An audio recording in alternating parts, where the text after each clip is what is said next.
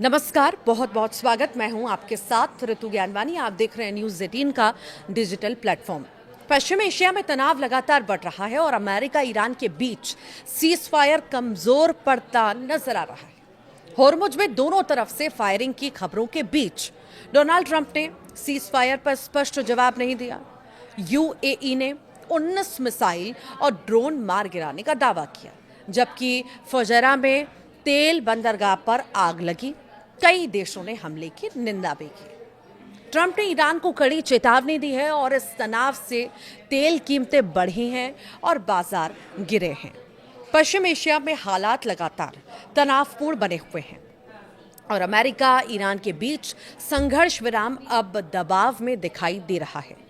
होर्मुज में दोनों पक्षों की ओर से फायरिंग की खबरें सामने आई, जिसके बाद अमेरिकी राष्ट्रपति डोनाल्ड ट्रंप ने यह साफ नहीं किया कि सीज फायर अभी भी लागू है या नहीं। इस बीच संयुक्त अरब अमीरात ने दावा किया कि उसकी वायु रक्षा प्रणाली ने ईरान की ओर से दागे गए 19 मिसाइलों और ड्रोन को हवा में ही मार गिराया, जबकि फुजैरा क्षेत्र के एक तेल बंदरगाह पर ड्रोन हमले के बाद आग लगने की भी खबर है।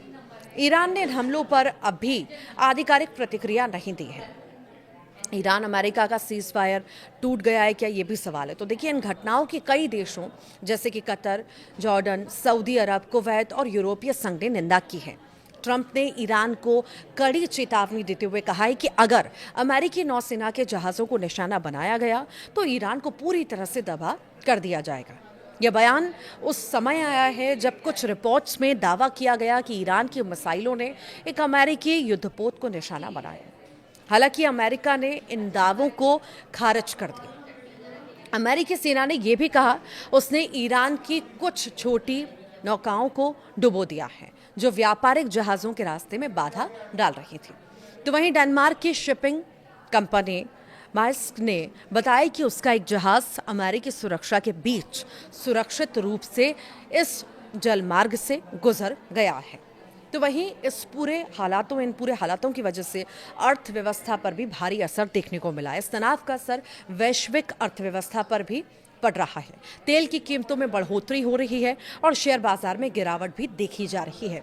और विशेषज्ञों का यही कहना है कि अगर ये जल मार्ग बंद रहा तो अमेरिका में पेट्रोल की कीमत $5 प्रति गैलन तक पहुंच सकती है। इसी बीच ईरान के विदेश मंत्री अब्बास अराक्ची ने कहा है कि यह संकट सैन्य तरीके से हल नहीं हो सकता।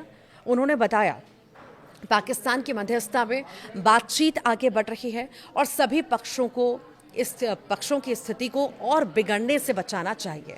उधर डोनाल्ड ट्रंप ने ईरान के साथ युद्ध को मिनी वॉर कहा है, क्योंकि ईरान उनके सामने छोटा है।